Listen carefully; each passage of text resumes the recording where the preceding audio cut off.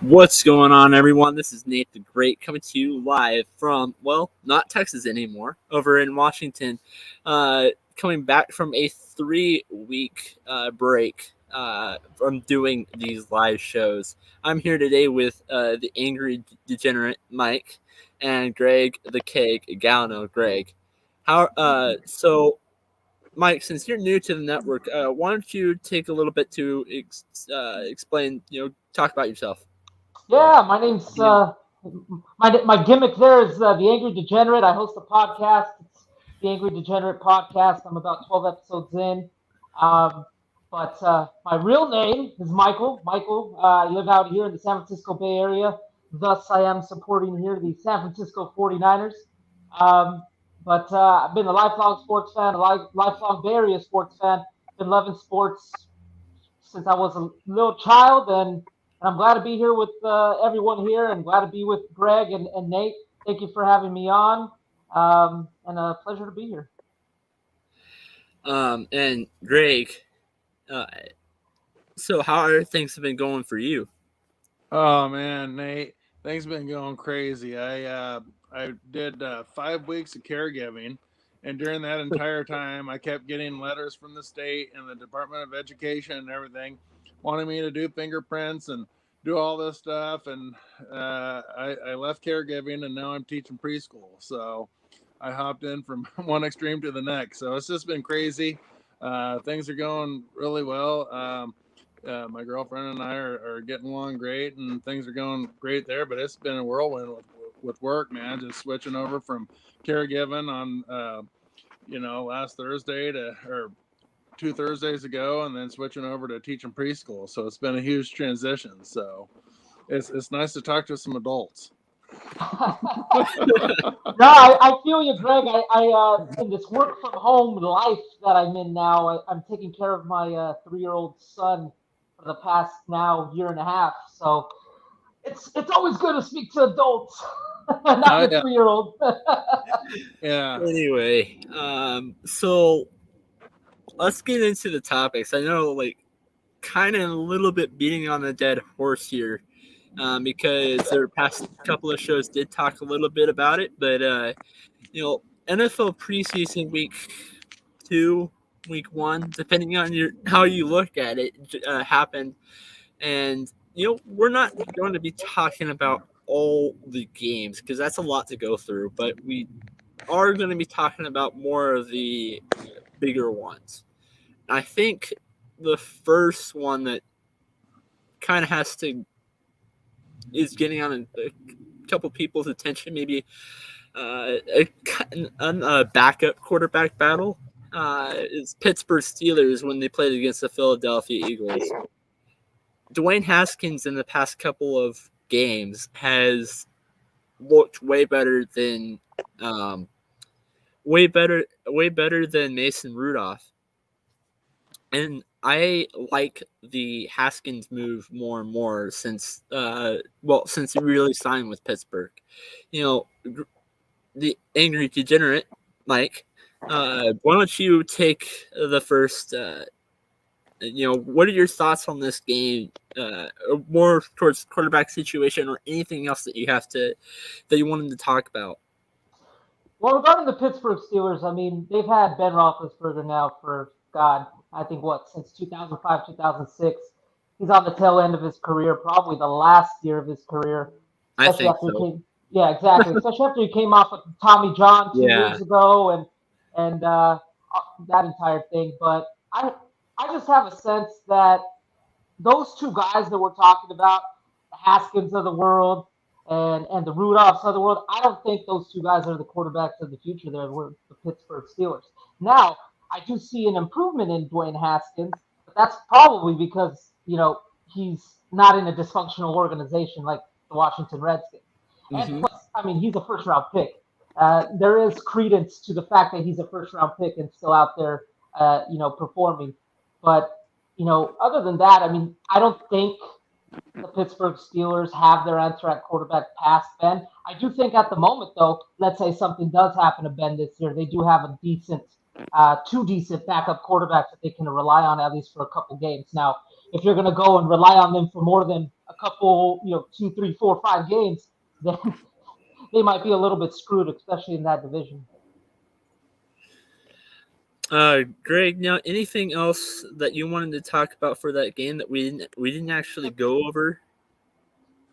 Yeah, I don't really have much to go off of as far as the game's concerned, but when it comes to Haskins, I think that it was a pretty good pickup really for him to move over to the Steelers, because as we all know, things didn't work out that well with when he was with Washington. I don't know if he just didn't pick up the playbook that well, or was unprepared, or didn't take it quite as seriously as he should have. I know that there was a lot of complaints from some of the coaches and everything that his work ethic wasn't quite where they wanted it to be and what you would expect out of a first round draft pick. I think that the talent is there for Dwayne Haskins. I definitely think from a talent standpoint he has it. I just think that when he came into the league, like a lot of quarterbacks, he was pretty young, he was pretty fresh, he got thrown into the fire, and I don't think he was quite ready for it. And I think that a change of scenery, like a lot of young quarterbacks, young players, I think it does them good maybe to sit behind somebody for a year or two and everything. So I don't know necessarily.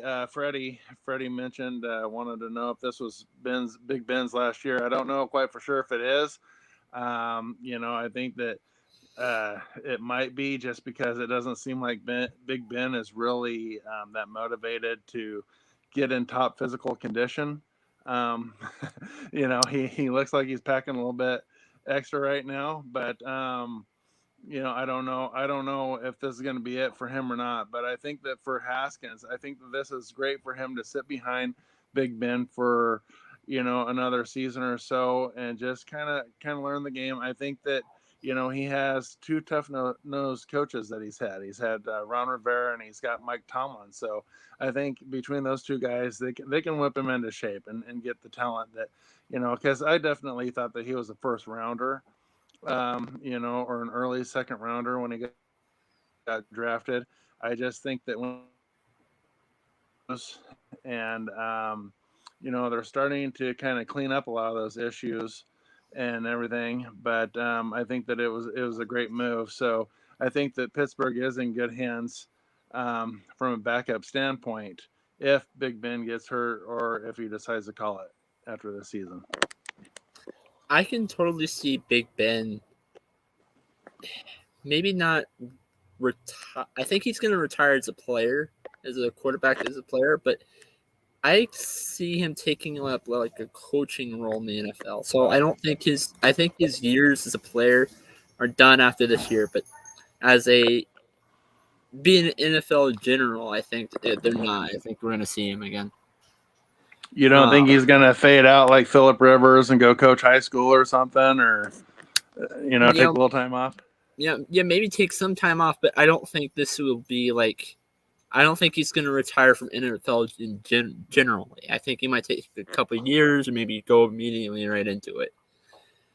Going back real quick, talking about Dwayne Haskins, one thing that I do see that is a positive if he does eventually become that quarterback of the Pittsburgh Steelers is that he is mobile. So it's not like he's going to be stuck in the pocket like Big Ben. And they have a pretty, terrible offensive line there with Pittsburgh. So they're going to need a quarterback that is pretty freaking mobile. And Big Ben at his age ain't mobile, and Dwayne Haskins is, and that's kind of what you need now in the modern day NFL. And I don't know if you guys caught a lot of the preseason games or not, but I've seen some outstanding play from some of the backup quarterbacks throughout a lot of these teams. My Colts had some great play from their backup quarterbacks. Eason and Ellinger definitely put on a show, So I don't think we're going to be quite the same without Carson Wentz, but it's good to know that we got a few people that can actually get the ball down the field and make some good throws.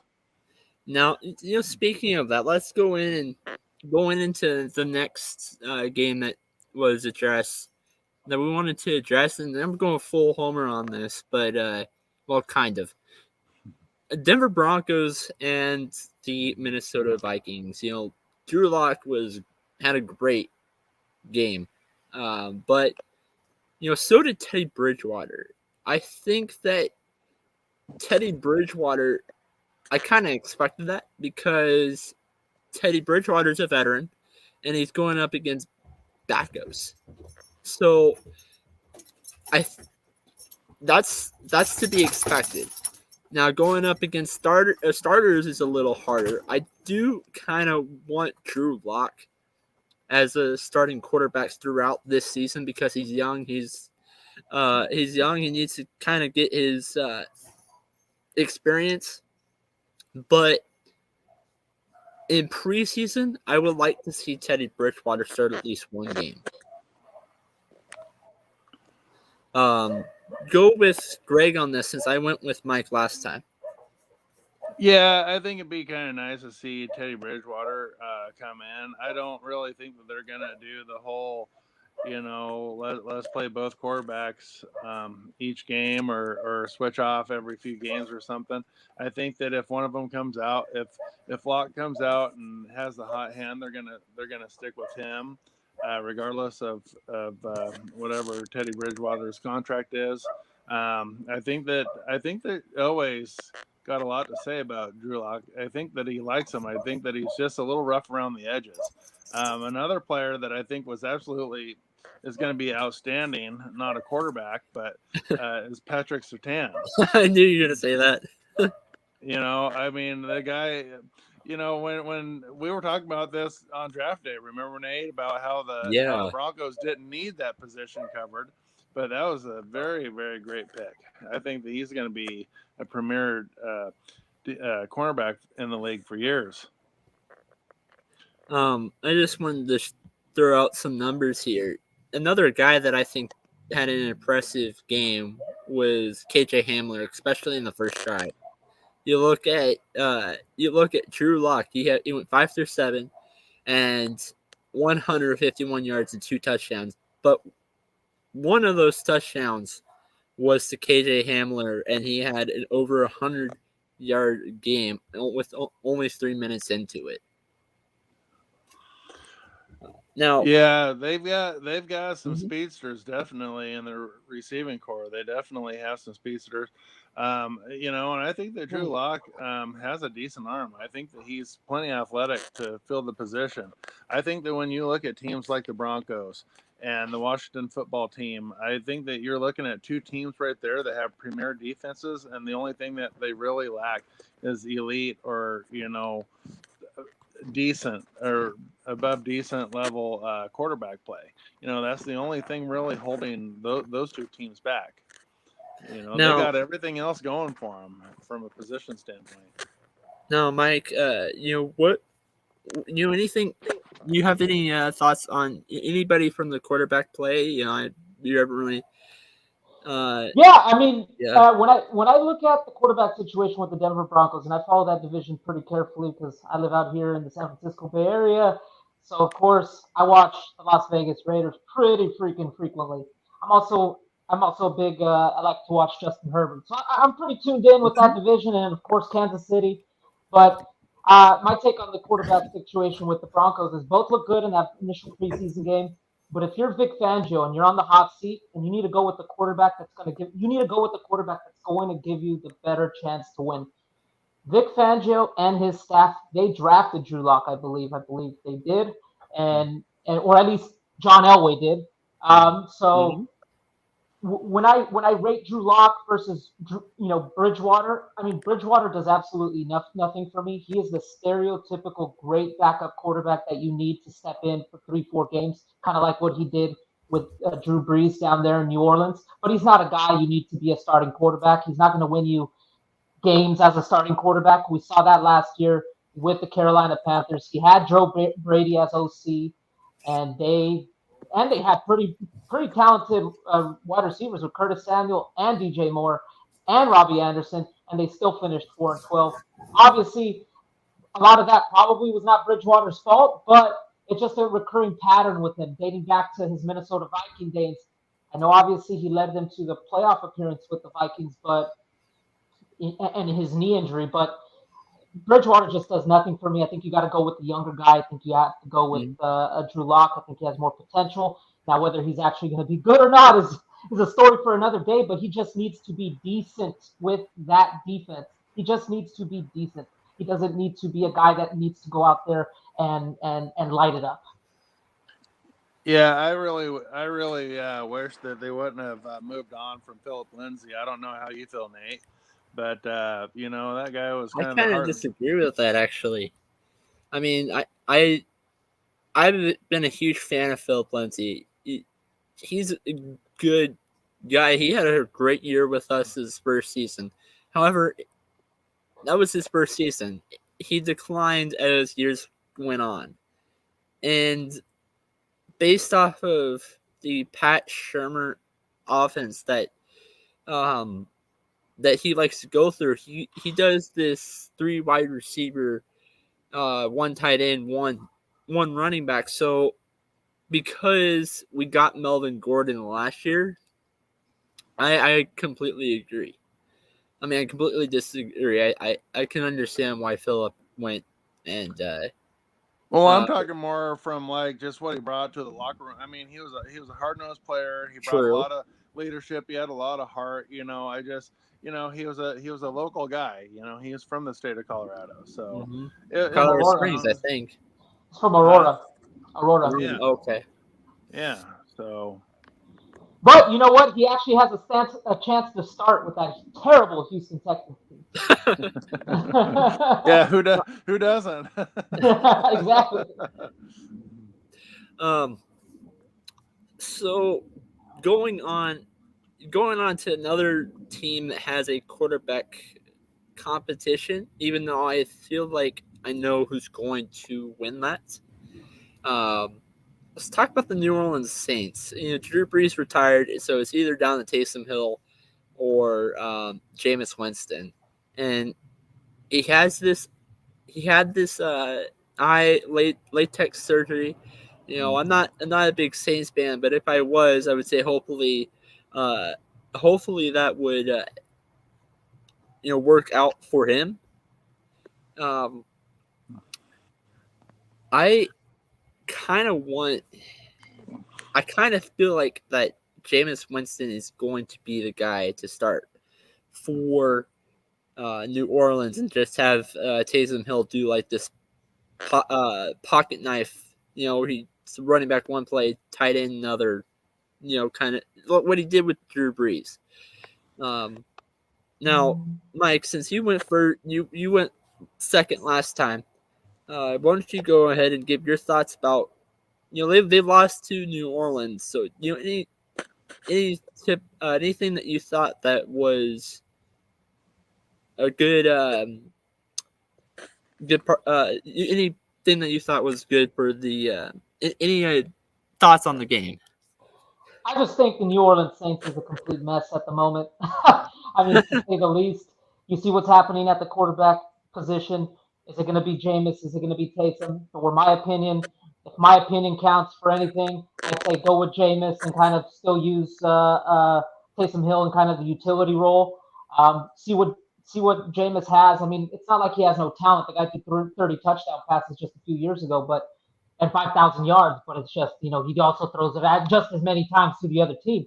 But under Sean Payton, I mean, we'll see what happens. But I mean, they're just a mess at the moment with their Michael Thomas and that entire injury situation. And it doesn't seem like the team is happy with them. Now I kind of hear that, they've kind of resolved their issues, but he's going to be out for at least the start of the season. So, I mean, on offense there, who are you really going to rely on? You have 2 guys at quarterback who, in the NFL circles, in media circles, in fandom circles, it just kind of seems like nobody has any confidence in both of those guys. But I had the Saints as when I did my way early season predictions. I had them pegged as a 9-win team. I'm not sure if they'll even be a 9-win team but they might because the division is so weak. But I mean, it's a toss up at this point. But my take on the New Orleans Saints at the moment is just that team's a mess. They're just lucky that they have Sean Payton at the helm, or else they would be a dumpster fire. So I'm going to give a quick spicy hot take. I think that the New Orleans Saints are going to be last in their division this year. It's a possibility. It's a possibility. Bucks winning at first. Carolina gets second. Atlanta gets third. They're a mess, but I feel like New Orleans is more of a mess. Greg, how do you feel about the New Orleans as a team?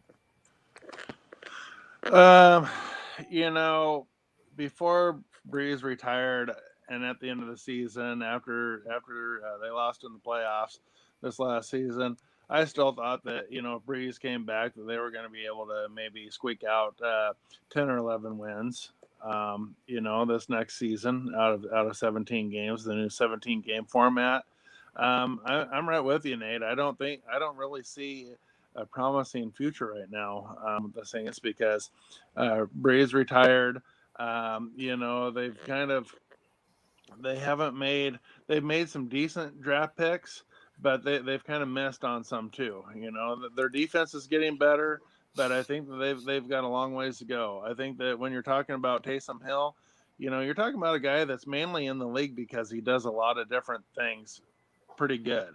But he doesn't, he's kind of a jack of all trade, but a master of none. He's not an exceptional passer, but he can pass the ball. He's not an exceptional runner, but he can handle his own with it. He can catch the ball. He can perform special teams. So he does a lot of different intangibles for the team. That's the main reason he has a roster spot is because he can do things. He's not just a backup quarterback. He can fill in for special teams. He can make some tackles. He can catch the ball. He can do the wildcat. He can make a pass if he has to. He can run. He can catch the ball out of the backfield. But he's not an absolute exceptional player. I think that when it comes from a quarterback standpoint, I would have to give it to Jameis because I think that from a quarterback standpoint, he's a better overall quarterback. I think that he's got a better arm. I think he's got a little bit better mentality in the pocket than what Hill does. Although Hill did have some pretty good games last year when Breeze was out with surgery, for a few weeks and everything. But I will say this though, we're talking about Jameis Winston, and they're trying to chalk up a lot of his, bad throws and everything to not having great eyesight and everything. But I think that if this LASIK surgery is really successful, I think that the Saints can win.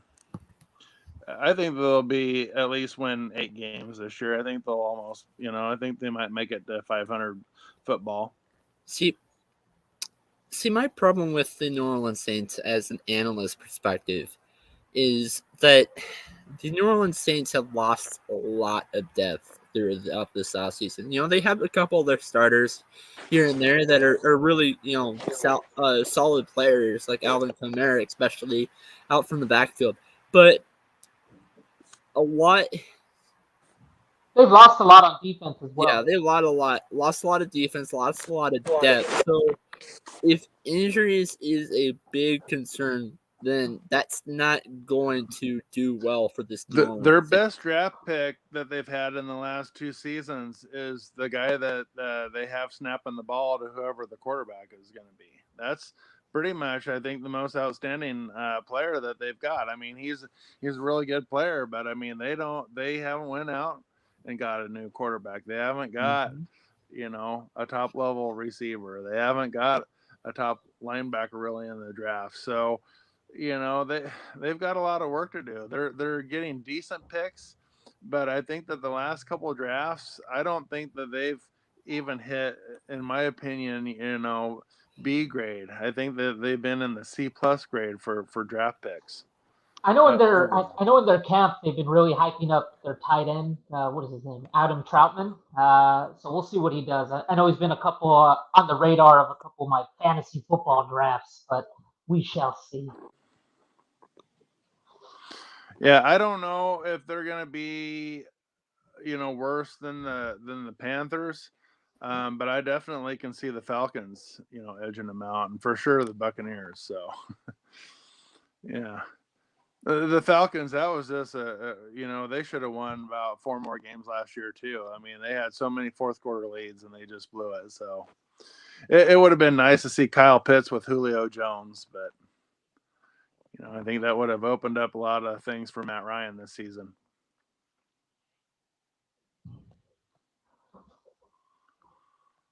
You there, Nate? I think he's frozen. He left us. All right. He's not a Saints fan. Nate is not Nate was living in Dallas or the Fort Worth area, and he definitely doesn't like the Cowboys. So if he moved over the Cowboys, I know that he doesn't like the Saints. So he moved over from Cowboy country to Seahawk country, the 12th man. Yeah. But I guess since he's not here at the moment, leading the topics, I mean, we could quickly jump on. What were your thoughts on did you catch the New England Patriots? What were your thoughts on? Oh, there he is. Sorry, it's like Spike, so I'm back. You're back.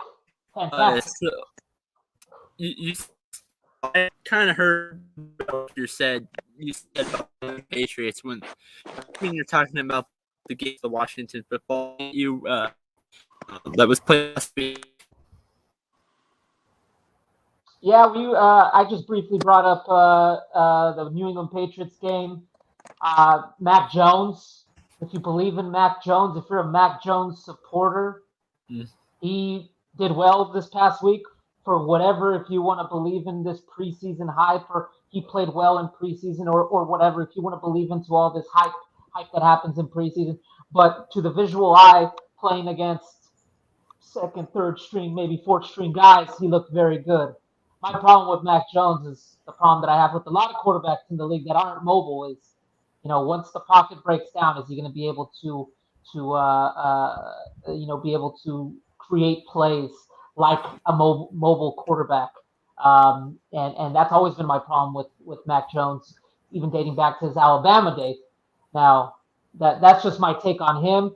Now, that's not to say that I'm a big fan of Cam Newton, because I am not. I think that quarterback situation at the end of the day will end up being the downfall of the New England Patriots, because I do think that they got some pieces this offseason to solidify that offense, but they just don't have a quarterback yet again, in my opinion. People could tell you on this network I'm not a big fan of Cam Newton either. And especially not after 2016 when he had it, 2017 when he came back from his injury. Yeah, he's been pretty awful. Yeah. I think that Cam Newton, it's unfortunate that the Redskins, the Washington football team, or whatever they want to be called now, wasn't able to make a move on Cam Newton, because I think that he played some of his best ball when he was under Ron Rivera. I think that those two made a pretty good tandem. I don't know if they really had a deep connection or not, but it seemed like they had a pretty good thing going. Especially when they were in Carolina together. I don't know. I think that Belichick is going to get the most out of whoever he puts in there. So whether it's going to be Mac Jones, whether it's going to be Cam Newton, I think that Belichick's going to find a way to get the most out of his quarterbacks. I think Mike was right, about Mac Jones looking good against four-string guys and kind of late in the game guys, because we all know that in the preseason games, none of the starters are really out there late in the game when it counts. So Mac Jones, he is a pretty accurate passer. He had all the talent in the world. He had basically NFL talent blocking for him, all season long, his entire career at catching for him. So yeah, so he didn't take too many hits in the pocket, when he was playing for Nick Saban and the Crimson Tide. So I like Mac Jones. I really don't understand what the big hype was with all the speculation that the 49ers might take him with the number 3 pick, because I have no idea why anybody would have him at the number 3 pick. I think he's a decent quarterback. I think that he's got really, really good precision throwing, for the 20 to 30 yard throws out of the pocket. Yeah, I really don't know where that whole top 3 mystery pick was going to come from. I definitely think that Trey Lance is going to be something else when if Shanahan can work with him. So, well, that's the game that front offices play, just leaking information. I believe that's what the 49ers were doing, trying to get people off the smell there and trying to get people off of the Trey Lance pick, and it looks like they were a success off of that because damn near every publication that I read said that the 49ers were going to draft Mac Jones, and obviously he fell at like 15. I like Mac Jones. It wouldn't surprise me if he does start a handful of games this year, regardless of whether if Cam Newton's hurt or not. I do think that he'll probably start a few games this year because we know that last season, Cam Newton kind of had a short leash. If he went out there and threw some interceptions or didn't play well, Belichick had no problems. Calling it a night or pulling them from the field. So I definitely think that we're going to see a little bit of Mac Jones this year, regardless of Cam Newton's health out there. I agree with that. See, there's he came from an Alabama team that had a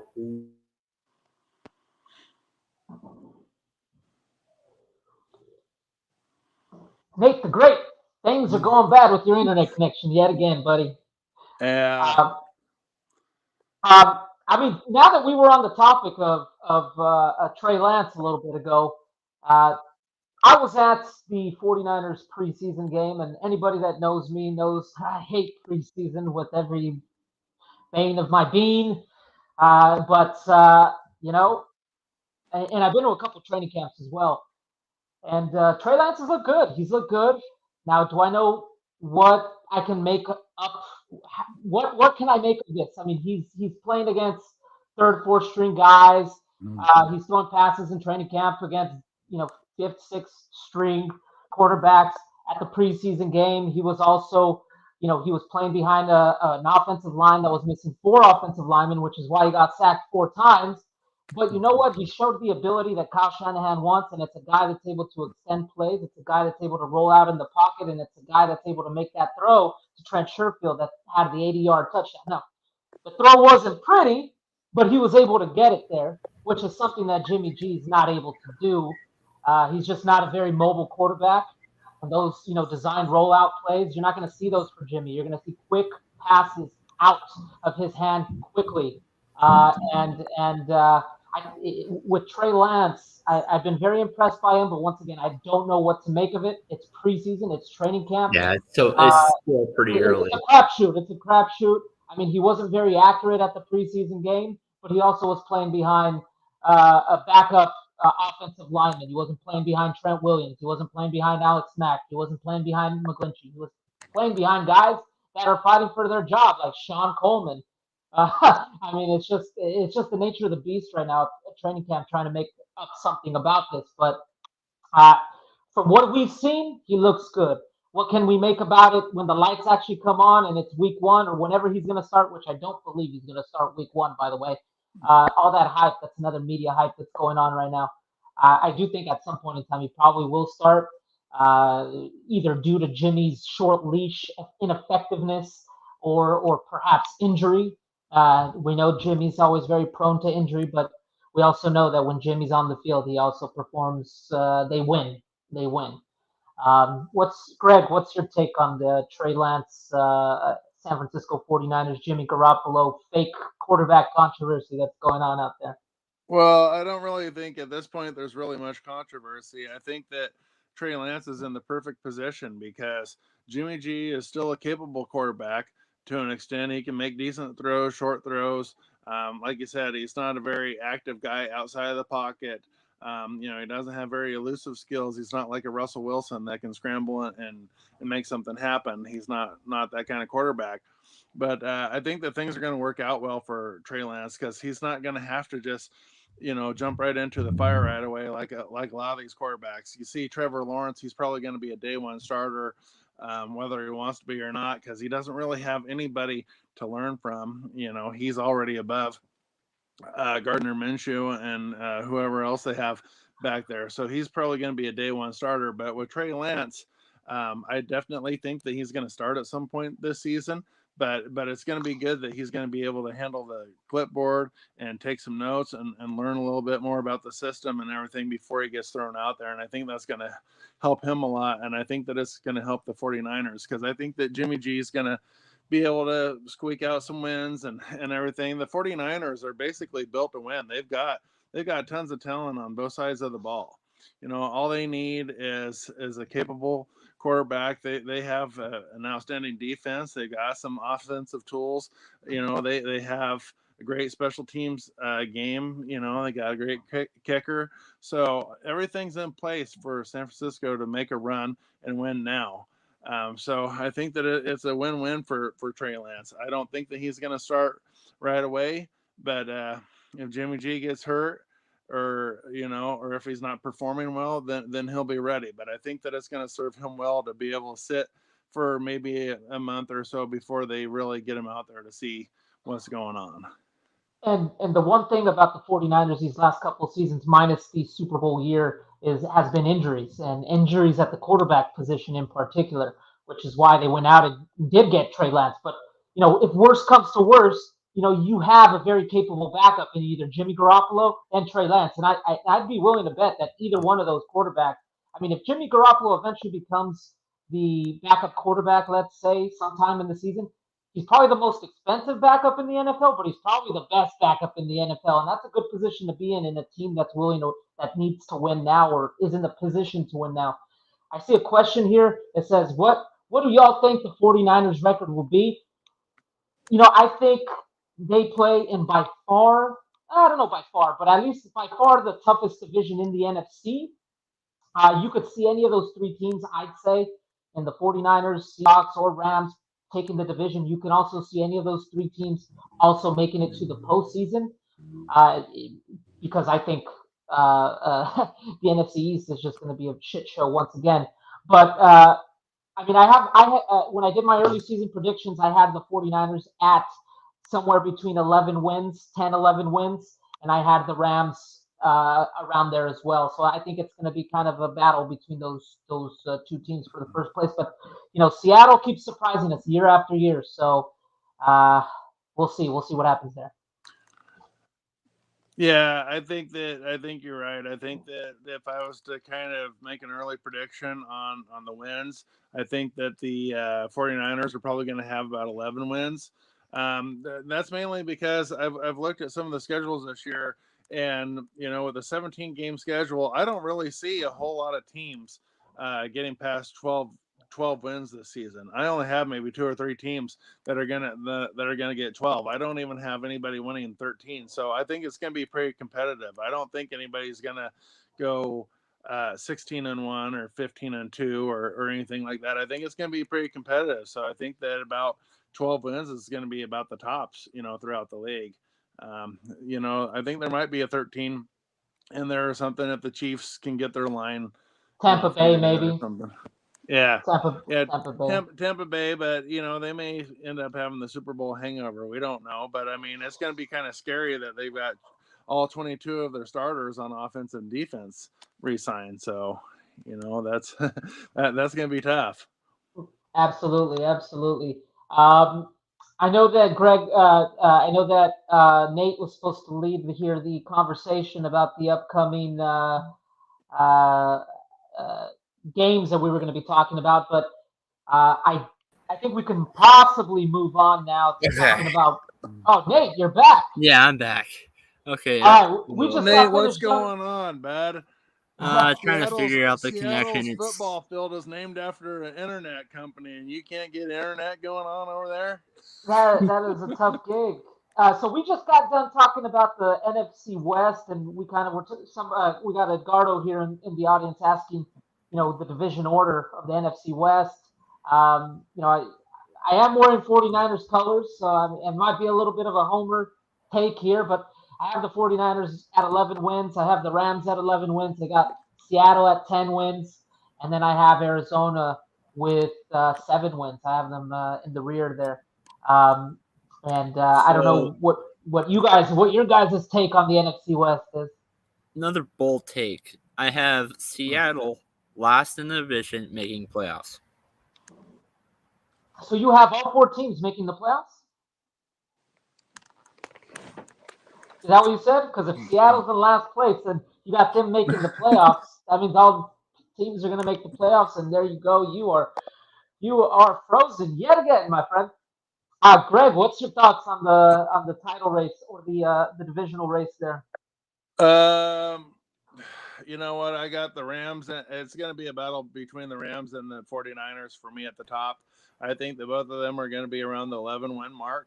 So it might be a coin toss or a head-to-head or something to see who wins the division out of that. I think that. Yep. I think that Eduardo just posted like. I think that the Cardinals have something going on. I think that they're starting to click, and I think if they can get a little bit more maturity out of Murray and everything, I think they've got the tools, and they picked up J.J. Watt and made some pretty decent moves this offseason. So I think that they're going to maybe get 9 wins, maybe 10, and I think that the Seahawks are probably going to be about 8 and 9. All right, so both of you guys have Seattle finishing last, but Nate, you said you have Seattle finishing last, but I don't have all making 4 the playoffs. teams walking away into the playoffs. That'd be kind of crazy. That would be insane. That is a very bold take, my friend.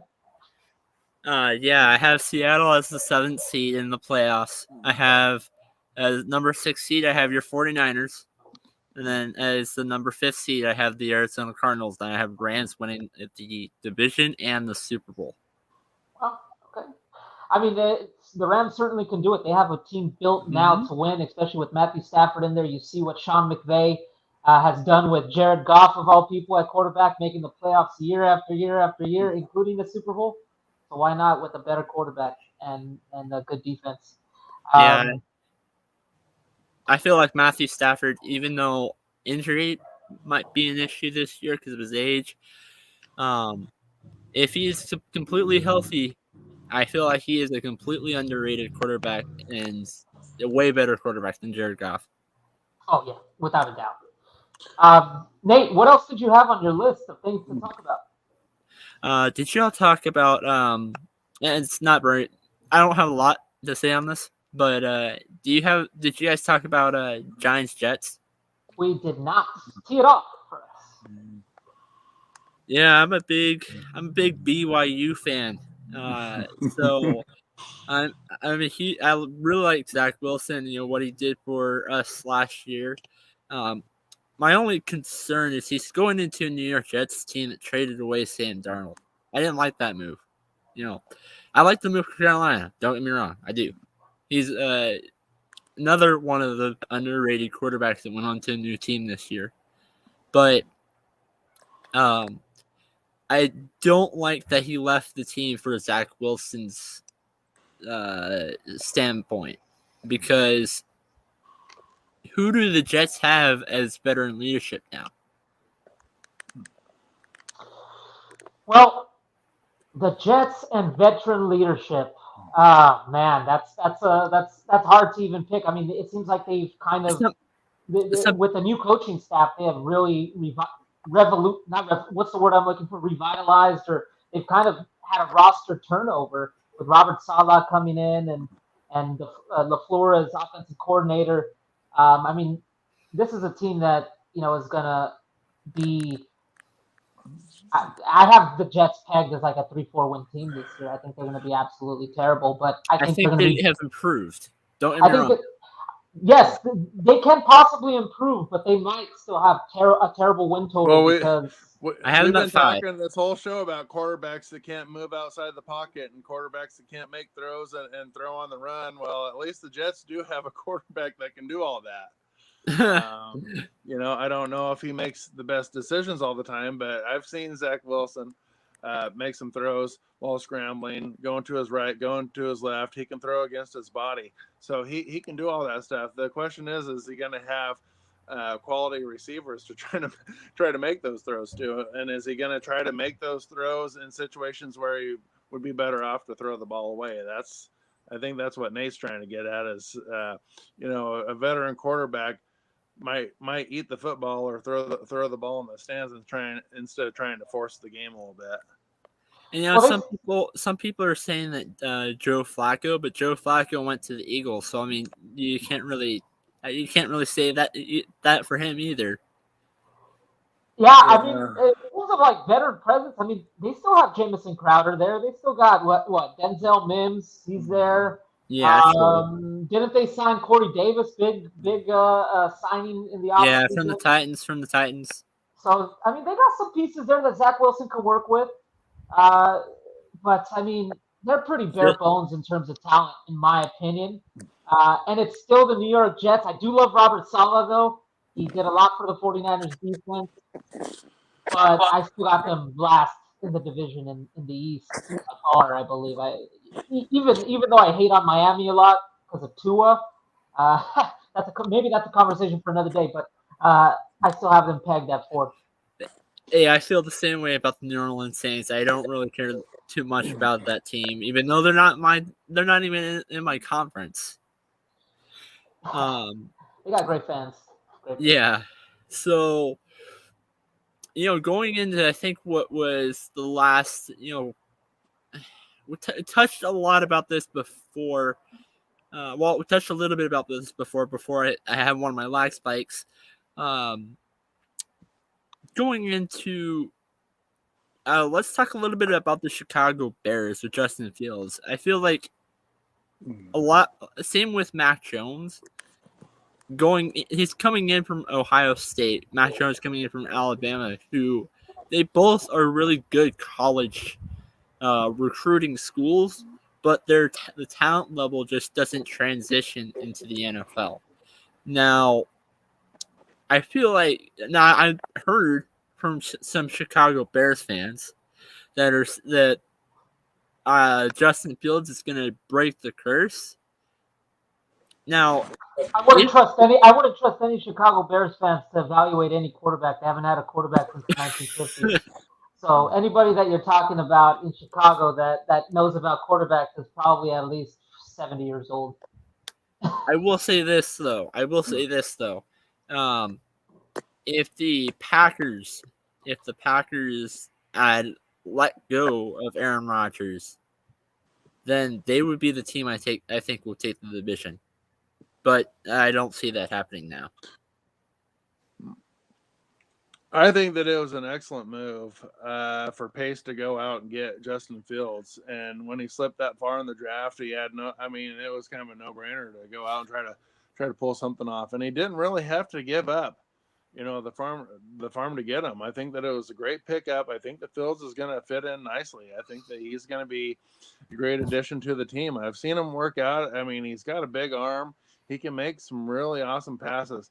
And I think that when you're talking about how the talent translates, that's like saying, in the NBA, this guy's from North Carolina, and how the North Carolina guys are. I think it's all about the players and not necessarily the program. I know that, history will say, maybe Alabama quarterbacks did this and Ohio State quarterbacks did this, and you look at their records and what they did, but I think it's all about the individual player and not necessarily where they came from, because you can look at all the sports and go, he played for Kentucky, and those Kentucky guys, they're only good for 3 seasons or something, but I think it's really purely a level of your intelligence. I don't think it really has a whole lot to do with the school. I think it's just has to do with your talent level, honestly. So yeah. So I mean, I'm real quick. kind of laughing. I'm kind of laughing at a comment that is being made, even though I'm changing the subject a bit. Troy Villegas, who's gonna fight more, the Rams or their fans? Well, it seems like they're a bunch of idiots and they fight themselves. Maybe I think they'll have more fights in the stands than wins. That's for sure. I think that can be obvious there. But going back to Justin Fields real quick, I don't know what they're thinking there in Chicago. Why even contemplate starting Andy Dalton? We saw Andy Dalton hasn't been good for 3 years now. You have an up-and-coming guy in Justin Fields, mobile in the pocket, strong arm. yeah, I know you can't really glean much off of preseason and what happened, but Ryan Pace, you're about to get fired. Matt Nagy, you may get fired if you do not make the postseason. Put the guy in. Andy Dalton is not going to get you to the postseason.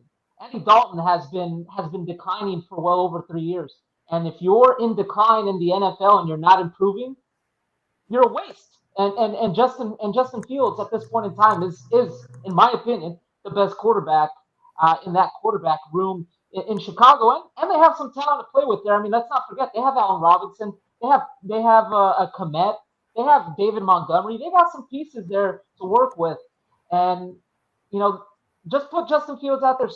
I don't think he's going to start week one just because I think their coaching staff is they're probably not the best. But I think they need to put him out there, in my opinion, week one. I'll make a hot take, and this is for Nate. Nate, I don't know if you're going to agree with this or not, but my hot take is Vic Fangio is equally the worst thing to happen to both the Broncos and the Bears. Okay, because when he was an excellent defensive coordinator. So when he left the Bears, it took a little bit of the heart out of that defense, And then when he came to Denver, he's a great guy and everything, but I don't necessarily think that he's the greatest as far as X's and O's and head coach level. So I think that it wasn't necessarily a great hire on his part. I'm not saying that he needs to be on the hot seat, but I think that he is a better defensive coordinator, just like, Norv Turner, Pat Shurmur, some of those guys are better coordinators than head coaches. I don't know what you think, but that's kind of how I take it. So I'm going to answer this in like two parts. For the Chicago Bears, I definitely agree with you. The Denver Broncos, it's more of I'm going to have to see more for him, because a lot of players, especially on our defensive last year, was injured, and he is a defensive-minded coach. You did have Bradley Chubb that was played throughout most of the season. So I feel like it's same with him and Drew Lock. It's more of I don't want to get rid of him now. It's more of I want to wait and see more.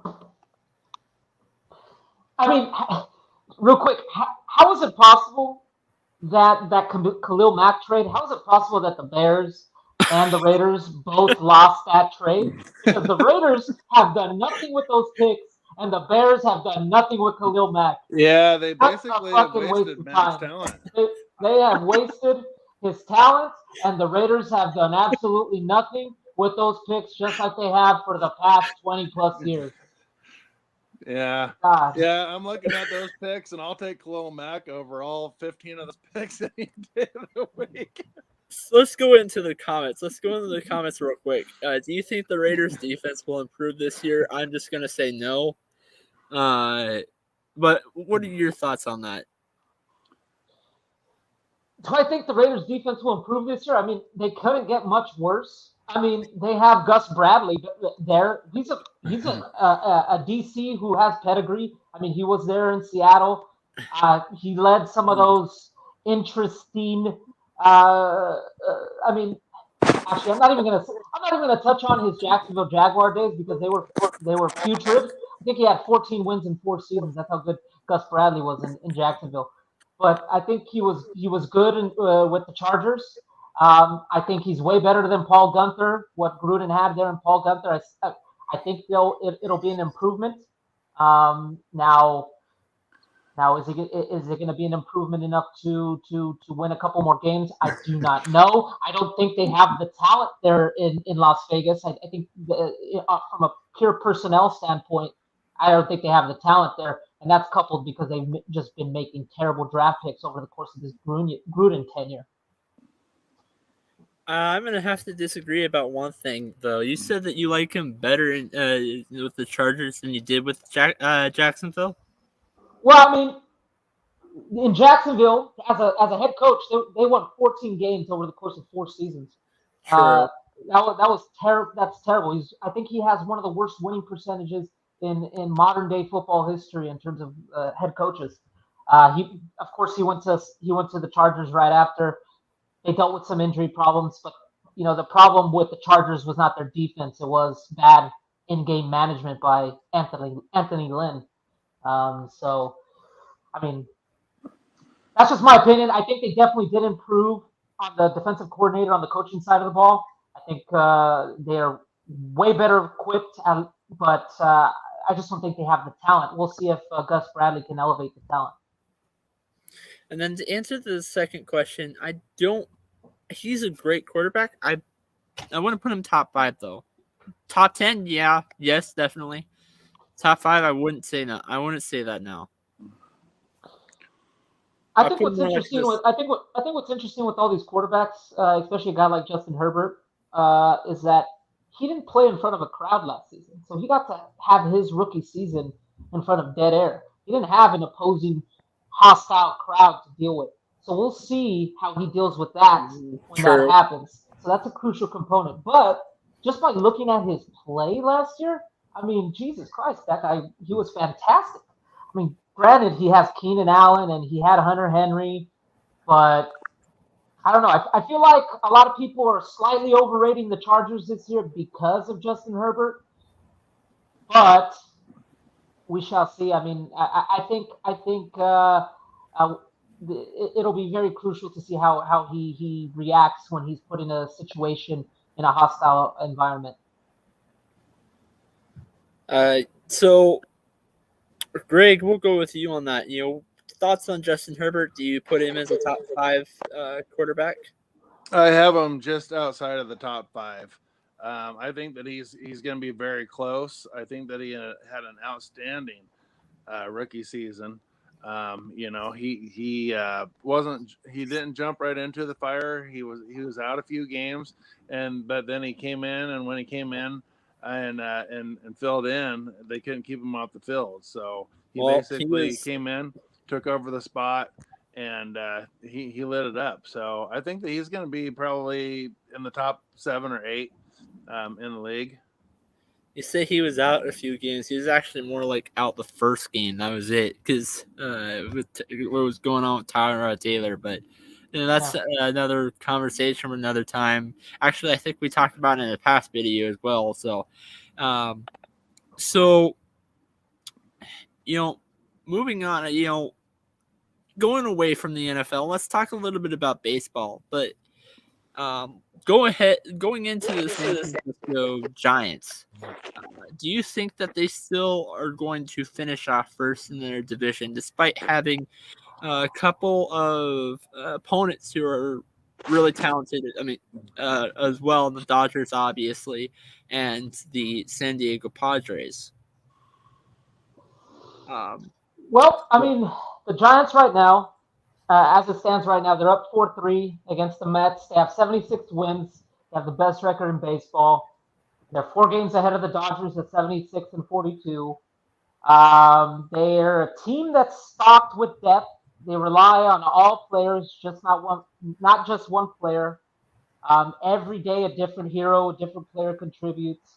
They have the 3rd best run differential in Major League Baseball and 2nd in home runs. So it's not like they're a fluke or they're overrated. Coming off of the All-Star break, they've won 6 series in a row, and that's against the Dodgers twice, the Brewers, and Houston. So it's not like they've been playing shit teams. Now, do I think they're going to win the division? I mean, you look at who the Dodgers added in Trey Turner, Matt Scherzer. It's going to be tough. It's going to be very tough because the Dodgers have one of those teams where they just need to put together one good week, and which they have been doing since that trade, but the Giants have been keeping up with them by winning. But I mean, you look at the talent disparity between the two teams, it's just not even close. And you have kind of seen signs of the Giants kind of coming back to earth, especially in their starting pitching. Gosman hasn't been the same. DeSclafani hasn't been the same. Wood is hit or miss. They are very lucky that they put, I think at most they've had a five game lead. It's now at 4. It's going to be close. I think it's going to come down to that 3-game series down in LA, I believe, later in September. But in terms of speaking about San Diego, I think we can put San Diego on the side unless they make a huge run. They're like 7 or 8 games back right now. It's going to be the Giants and the Dodgers, and the Giants haven't been competitive for the last 5 or 6 years, so it's very good to see them competitive again. They've been doing it with no-name misfits traded from teams that gave up on them, like Lamont Wade Jr., Donovan Solano, Mike Yastrzemski. Their bullpen, they don't even have a real closer. They kind of just mix and match. Their coaching staff, credit to their coaching staff and Farhan Zaidi for kind of structuring the team, building a team full of depth. But now they traded for Chris Bryant. That was a needed addition. I just kind of wish they went out and got another starting pitcher. I know they tried to get Scherzer. Didn't happen. Obviously, he went to the evil empire. But I mean, it'll be interesting. I think it'll be close. I'm not going to try to homer it. I'm cautiously optimistic that we can, maintain the 4-game lead. Can they hold on? We shall see. It's still August. There's still a lot of baseball to go. But I think it'll be close. I think it'll come down to that 3-game series down in LA. And the Giants still have at least, I believe they have at least 10 games or 7 games, something like that, remaining against the Padres as well. Those will be crucial games. It's tough because the Dodgers are stacked, and we haven't even seen their full power yet because they haven't. Cody Bellinger's not hitting. When he comes back to hit, we'll see what happens. Mookie Betts has been off and on the IL. Clayton Kershaw's been out. So it's, once they get those guys back, it'll be tough, but we shall see. We shall see.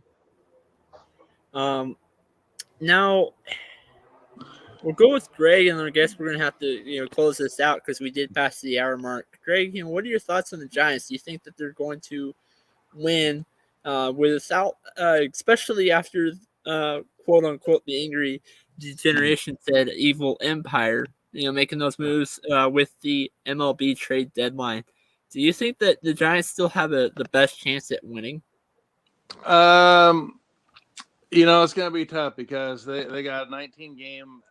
They got the next 19 games are going to be extremely tough. I mean, they're facing the Braves, they're facing the Brewers. As we know, the Brewers are playing outstanding baseball. They have the best 1-2 punch right now in all baseball from a pitching standpoint with Woodruff and Burns, and of course Hader in the closing role.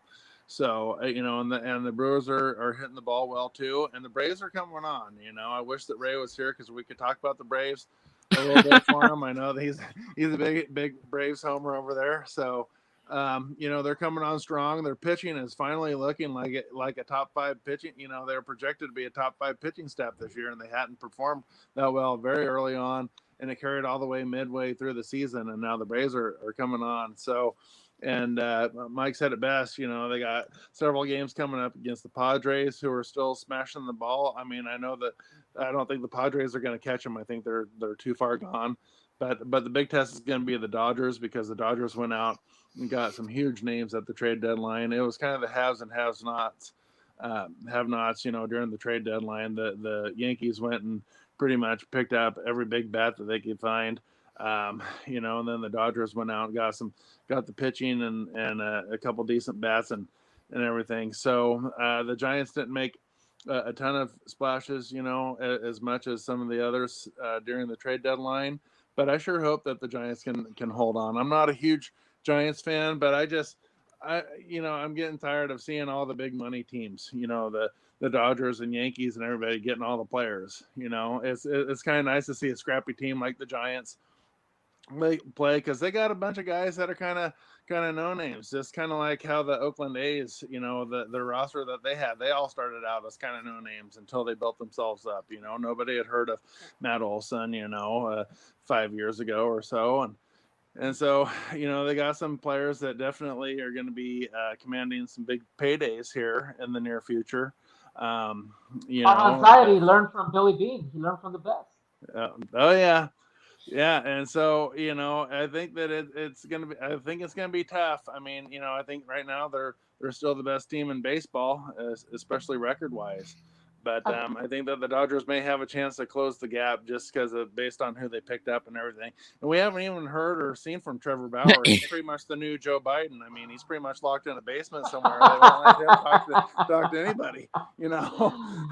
So, allegedly, guys, allegedly. Yeah. Allegedly.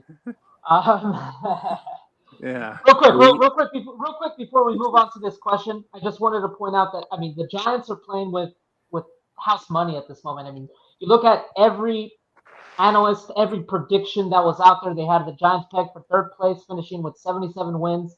So they're playing with house money right now. That's something we got to remember. So even if they somehow fall off, this season has been a success. The upcoming seasons as well. They only have 2 players signed on beyond this year, Brandon Crawford and Tommy LaStella.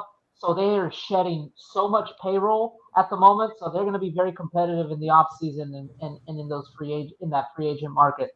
Hopefully they don't make a bad decision like the Dodgers did with Trevor Bauer, though. Yeah. So I'm going to normally on the show, what I do is I have, the new guy give their first 30 seconds, for the last 30 seconds. So I'll let you do that, and I'm going to go second. So what is this? It's supposed to be my hot take? Is this supposed to be... anything that you want to say about the last 30 seconds of the show, you have 30 seconds to say whatever. Well, guys, I thank you so much for having me here on the Sports Corner. I look forward to being back for the next Mondays. I think it'll be fun covering sports, especially during football season. I'm very excited for that. Hopefully, we grow this audience. Hopefully, we grow this thing. And for all the people, all my fans out there, please follow me at the Angry Degenerate Podcast. Also on TikTok, also on Instagram. And also on my podcast, which can be found at Spotify, Google Podcasts, or any podcast network out there. And thank you for having me, Nate. So, for my last 30 seconds, I'm going to answer a question. Eduardo Lopez, he has a question about Saquon Barkley. Do you think he's going to be a boom or a bust? It's because of his injury that happened last year, which knocked him out second game of the season. But to answer that question, I don't have a lot of faith in the Giants' offensive line this year. Giants fans are saying that they got better. The offensive line got better. I don't really think so. I kind of think it's worse. So my hot take, and I'm on a roll with these hot takes today. I think the Giants are going to have Daniel Jones and Saquon Barkley if they get hurt. And if they miss a significant amount of time, I think they're both going to be demanding a trade. So, and then my second thing is I am not a San Francisco Giants fan. Just a quick thing to tell Mike. But I am slowly going to start collecting baseball caps. And I have 3. One of them is the Giants. The other is the Colorado Rockies, my favorite team in that conference. I'd root for more than one team. And the third one is my favorite team, the Texas Rangers. Now, Greg, go with you. What are your final last 30 seconds? I think Greg has left the building here.